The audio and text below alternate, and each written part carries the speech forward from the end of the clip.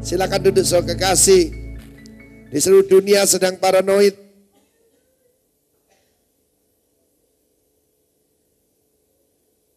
Semua orang pakai begini.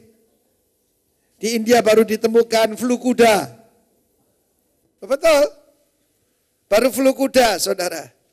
Ya, flu babi, flu kuda, flu kucing. Tetapi saya beri kabar baik buat saudara. Ini tidak bisa menolong kita. Sebab kita dilindungi bukan karena seperti orang dunia mengajarkan, jangan kecap, jangan jamah, jangan sentuh, jangan pakai HP, kanker otak. Ya toh? Kamu terlalu banyak lihat televisi, nanti juga kanker otak. Terlalu banyak lihat komputer, nanti nggak beres. Aduh macam-macam. Dunia ini penuh ketakutan. Tetapi ada satu golongan yang tetap sukacita, yaitu umat kerajaan dari Tuhan Yesus. Tepuk tangan bagi Allah kita. Yes. Hari ini tema saya adalah looking unto Jesus. Dari Ibrani pasal 12 ayat kedua dikatakan looking unto Jesus. Bukan looking to Jesus, tapi looking unto Jesus. Bukan cuma melihat sekilas, tetapi memandang, berharap sepenuh kepada Yesus. Dari apa yang saya paparkan nanti, saya akan mengerti. Buka bersama saya Bilangan pasal 21, looking unto Jesus. Sebab kalau orang hidup dengan kemampuan sendiri itu, dia stres kan apa? Ya looking unto yourself. Lihat baik-baik saya. Ketika saudara lihat diri sendiri, saudara stres. Saudara lihat keadaan, saudara takut. Saudara lihat masa depan, saudara ngeri. Orang mati ketakutan karena apa yang sedang menimpa bumi. Oh Pak, hati-hati Pak. Nanti bulan Juli, jangan di Bali Pak, kenapa? Tsunami. Oh ya? Kalau kena tsunami langsung ketemu Tuhan Yesus. Tidak usah khawatir. Amin. Baru-baru ini ada seorang teman saya di hamba Tuhan yang sederhana. Kerjanya menjemput hamba-hamba Tuhan. Khotbah di gerejanya. Dan dia memang tinggal di lembah dekat situ Gintung itu saudara. Dia punya seorang ibu yang lumpuh. Dan tapi ibu ini selalu datang pada Tuhan every time. Dan suami saya meninggal dan dia siap untuk bertemu dengan Tuhan. Ketika mereka tidur terdengar suara yang mengerikan. Banjir! Dalam waktu sesingkat mungkin. Yes! Rumahnya kemasukan air 2 meter. Nenek yang lumpuh ini, dia nyembah Tuhan, dia angkruk-angkruk di atas tempat tidurnya. Tempat tidurnya mengapung. Semua berjatuhan, soal lemari, semua pintu tidak bisa dibuka. Tinggal 60-70 cm lagi, dia jadi oma penyet saudara. Tetapi barang siapa berseru nama Tuhan diselamatkan. Heran saudara, bagaimana tempat tidur begitu berat. Dan itu spring bed, double spring bed. Yang mestinya kalau kena air, dia tenggelam. Saudara diangkat. Nenek ini selamat saudaraku. Tepuk tangan buat Tuhan Yesus. Tepuk tangannya. Yesus dahsyat, amin. Bilangan pasal 21. Dalam kitab Bilangan pasal 21 ada satu kejadian. Bangsa Israel baru mengalami kemenangan yang hebat sekali. Kemenangan yang kilang gemilang. Tetapi saudaraku, kita lihat apa yang terjadi. Ya kalau kita baca Bilangan 21 ayat 1 sampai 3. Orang Kanaan dihancurkan oleh orang Israel. Tempat itu diberi nama Horma. Horma itu artinya dihancurkan. Itu masa depan musuh-musuh kita. Dihancurkan. Amin. Haleluya. Tapi ayat keempat sampai dengan ayat 9. Setelah mereka berangkat dari gunung Hor berjalan ke arah laut Teberau untuk mengelilingi tanah Edom, maka bangsa itu tidak dapat menahan hati lagi tengah jalan. Lalu mereka berkata-kata melawan Allah dan Musa, mengapa kamu memimpin kami keluar dari Mesir supaya kami mati di padang gurun ini? Sebab di sini tidak ada roti dan tidak ada air. Dan akan makanan hambar ini kami telah muak. Lalu Tuhan menyuruh ular-ular terdung ke antara bangsa itu yang memakut mereka sehingga banyak dari orang Israel yang mati. Ular tedung di sini adalah ular berbisa. Bahasa aslinya seraf, ular yang berapi. Itu bahasa aslinya. Kemudian datanglah bangsa itu mendapatkan Musa dan berkata, kami telah berdosa sebab kami berkata-kata melawan Tuhan dan engkau. Berdoalah pada Tuhan supaya dijauhkannya ular-ular itu daripada kami. Lalu Musa berdoa untuk bangsa itu. Maka berfirmanlah Tuhan kepada Musa, buatlah ular tedung dan taruhlah itu pada sebuah tiang. Maka setiap orang yang terpaku jika ia melihatnya akan tetap hidup. Ra'a, melihat terus menerus. Lalu Musa membuat ular tembaga dan menaruhnya pada sebuah tiang. Maka jika seseorang dipakut ular dan ia memandang pada ular tembaga itu, tetaplah ia hidup. Sekarang Yohanes pasal 3. Injil Yohanes pasal yang ketiga dalam perjanjian baru.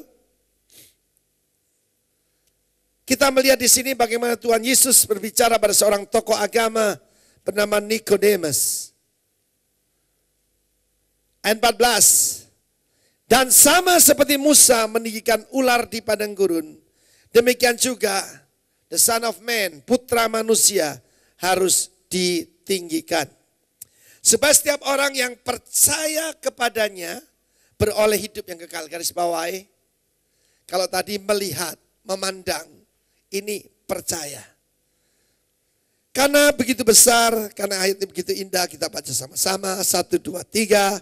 Karena begitu besar kasih Allah akan dunia ini, sehingga ia telah mengaruniakan putranya yang tunggal, supaya setiap orang yang percaya padanya tidak binasa, melainkan beroleh hidup yang kekal. Puji nama Tuhan. Saudara, ketika orang baru mengalami sukses, mengalami suatu promosi, atau mengalami suatu berkat Tuhan, entah rohani, jasmani, maupun keuangan, itu adalah saat-saat yang cukup berbahaya. Karena apa? Saudara merasa diri saudara hebat. Saudara kira keberhasilan itu karena kemampuanmu, atau kemampuan saya. Setelah saya mengikut Tuhan, pintu-pintu terbuka buat saya. Bahkan jendela-jendela kesempatan terbuka. Kalau saya tidak berhati-hati, saya pikir saya yang hebat. Karena itu saudaraku, apa yang terjadi?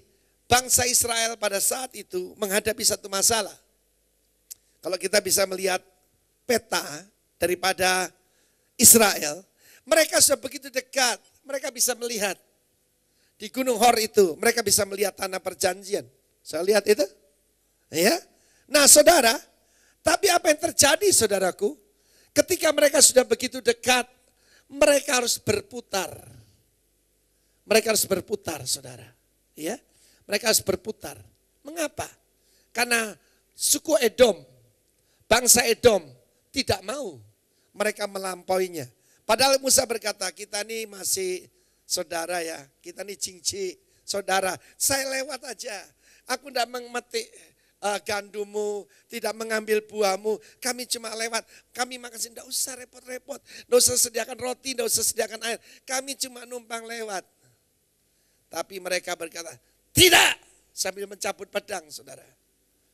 Musa mengambil keputusan untuk tidak berperang. Oh bangsa Israel sudah gak tahan hatinya, kita habisin saja. Tapi seorang pemimpin yang dipimpin oleh Tuhan, aneh saudara, dia mundur kembali ke laut Teberau. Dia mundur kembali saudara. Dia mengambil langkah untuk berputar. Firman Allah berkata ketika mereka meninggalkan Gunung Hor, lalu berjalan kala laut Teberau. Saudaraku, pada waktu setback, tidak banyak orang bisa terima. Kelihatannya keberhasilan sudah di depan mata saudara. Mendadak saudara kembali ke titik nol. Saudara kembali. Karena pemimpinmu mengambil keputusan. Sudah, jangan ribut-ribut. Saya sebagai pemimpin, dari dulu saya selalu mengambil jalan damai. Amin. Dan banyak orang tidak terlalu suka. Oh saudaraku, hampir saja membangun gedung, lalu ada halangan, biasanya dari saudara sendiri. Saya jarang dapat tantangan dari luar. Biasanya itu yang dapat tantangan teman sendiri, saudara. Ya, dalam hidup saudara-saudara juga mengalami begitu. Dalam dunia bisnis persaingan tidak sehat. Ya, bahkan sikut menyikut, jegal menjegal. Dan engkau menjadi seperti patah semangat. Engkau begitu dekat dengan keberhasilan.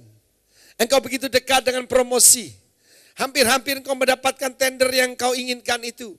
Kau hampir-hampir menikahi gadis yang kau cintai itu. Dan mendadak semuanya kau harus mundur. Firman Allah berkata dalam ayat kelima. Karena dikatakan bangsa itu tidak dapat menahan hati lagi di tengah jalan.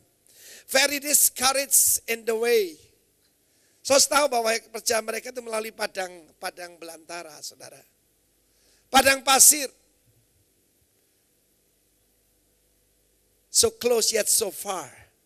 Kelihatan begitu dekat. Tetapi pimpinan Tuhan tidak selalu sama dengan jalan kita. Setingginya langit daripada bumi. Demikian jalan Tuhan daripada jalan kita. Yang mengerti katakan amin. Jalan Tuhan adalah jalan damai sejahtera. Tapi bangsa itu kemudian bersungut-sungut. Firman Allah berkata ayat kelima. Mereka berkata-kata melawan siapa? Melawan Tuhan. Dan melawan Musa. Mereka berkata-kata, mengapa kamu memimpin kami keluar dari Mesir? Kurang ajar enggak saudaraku? Tuhan saya menerangkan dalam Keluaran 19 ayat 6. Aku memimpin engkau, mendukung engkau di atas sayap Raja Wali. Maksudnya Tuhan. Untuk membawa engkau kepadaku sendiri. Perjalanan dalam hidup ini tujuannya untuk mendekat